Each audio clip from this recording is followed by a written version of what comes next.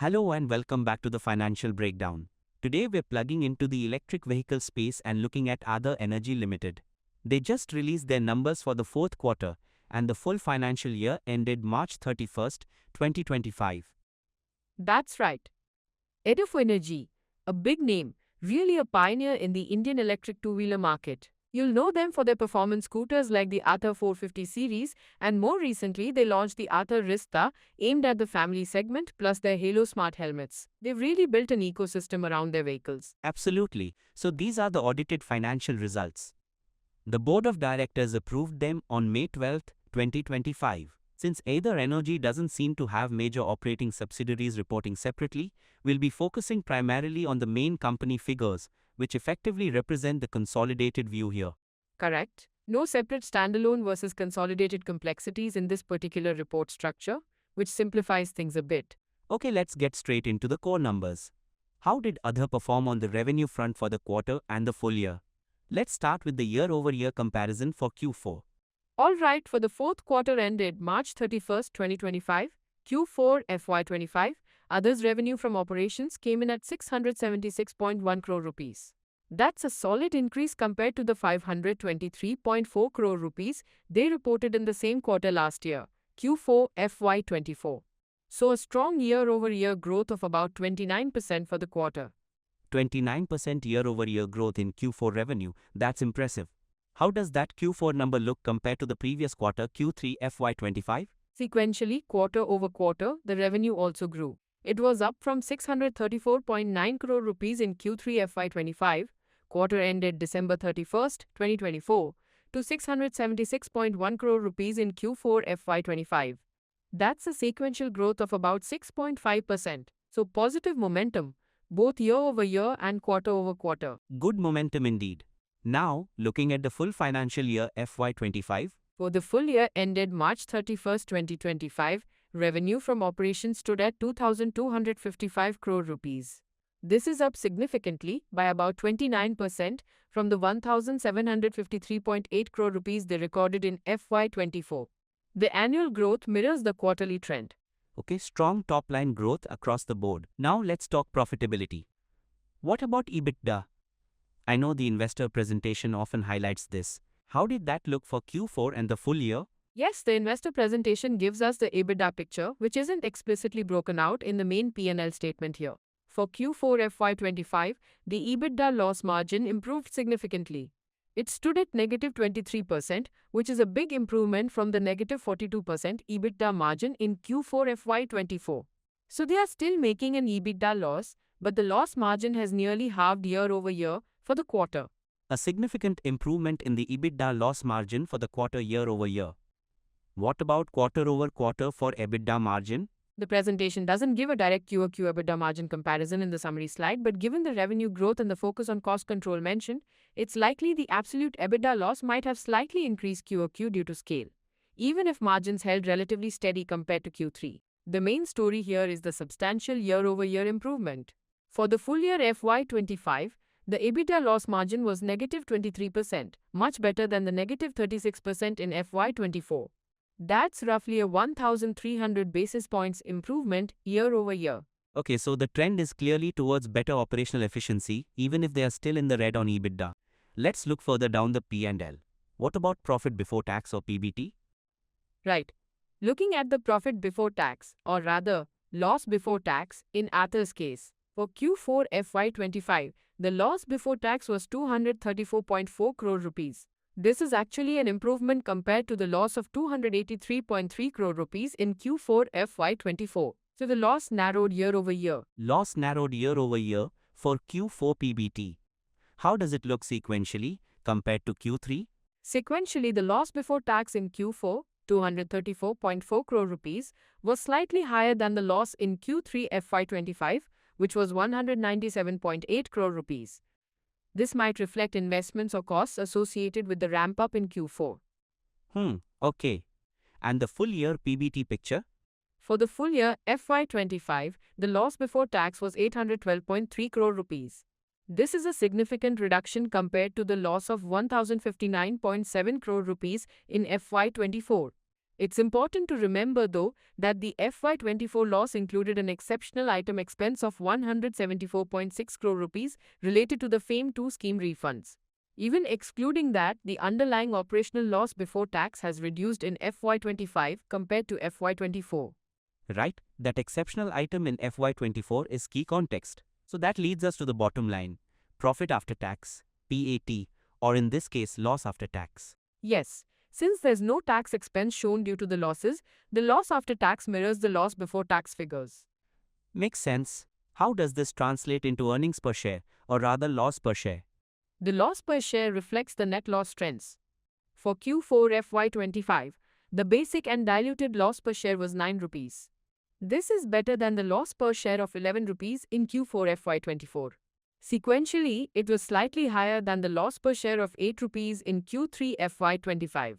For the full year FY25, the loss per share was 32 rupees, a marked improvement from the loss per share of 47 rupees in FY24. Anything noteworthy in other income?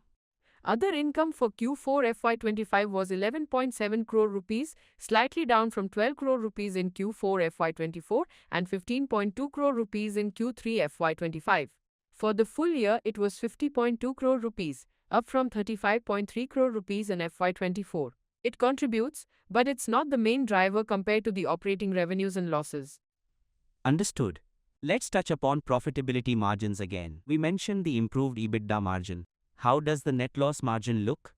The net loss margin for FY25 was about negative 35%, calculated as 812.3 crore loss divided by 2,305.2 crore total income. This is substantially better than the negative 59% net loss margin in FY24. The improvement is driven by both the strong revenue growth and better cost management, reflected in the improved adjusted gross margins highlighted in their presentation. 19% in FY25 versus 9% in FY24. That adjusted gross margin jump is quite something.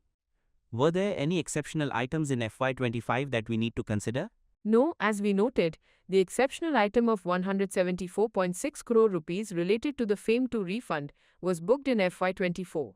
FY25 results did not have any exceptional items reported, which gives a cleaner view of their operational performance for the year. Good to know. Let's briefly look at the balance sheet. Any major changes in assets or liabilities as of March 2025 compared to March 2024? Yes, there are some key changes. Total assets increased from around 1,913.5 crore rupees in March 2024 to 2,100 crore rupees in March 2025. This was driven by increases in property, plant and equipment, right-of-use assets, likely linked to the new land lease mentioned in the notes, and higher inventories reflecting business growth. On the other side, total equity actually decreased slightly from 545.9 crore rupees to 493 crore rupees, mainly because the year's losses offset the capital infused through the conversion of various preference shares, CCPS, into equity during the year. Total liabilities increased, particularly borrowings, both non-current and current, and trade payables, likely funding the expansion and working capital needs. Okay, so growth is visible on the balance sheet too, along with the impact of losses on equity, despite capital actions. How about the cash flow situation for FY25? The cash flow statement reveals quite a bit. VT. Net cash used in operating activities increased significantly in FY25, coming in at 720.7 crore rupees compared to 267.6 crore rupees used in FY24. This higher cash burn from operations, despite the lower net loss, seems largely due to increased working capital needs, especially the buildup in inventories. Net cash used in investing activities also increased to 378.2 crore rupees in FY25, up from 228.1 crore rupees in FY24, primarily due to higher capital expenditure on assets.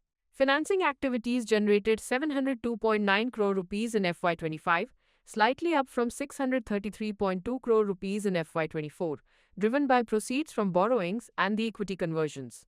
The net result was a decrease in cash and cash equivalents by 396 crore rupees during FY25, leaving them with a balance of 110 crore rupees at the end of March 2025, down from 506 crore rupees at the start of the year. So significant cash consumption for growth operations CapEx. The financing activities helped plug the gap.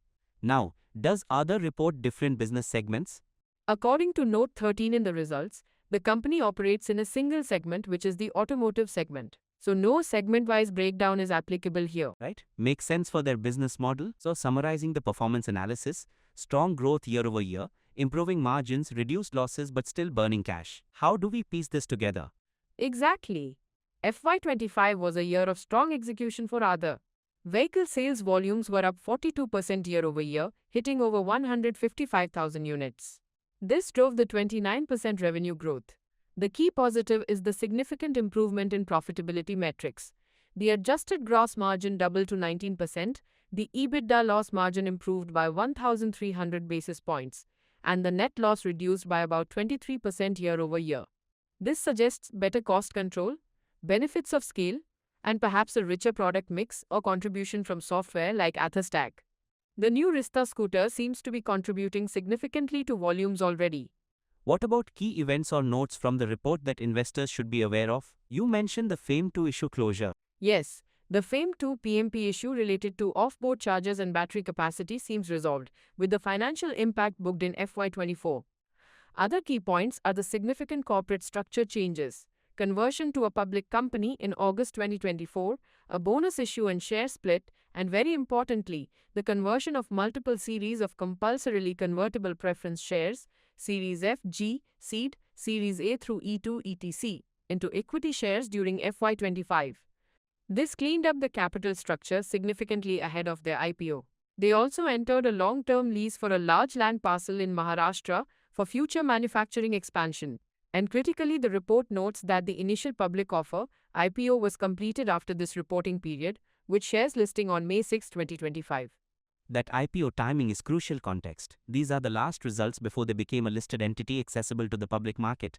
Now, a very important check, the auditor's report. What did Deloitte Haskins and Sells have to say? This is a key positive for Aadhar, especially when compared to some other companies we discussed. The auditors Deloitte Haskins and Sells issued an unmodified opinion on both the annual financial results for FY25 and the quarterly results for Q4 FY25.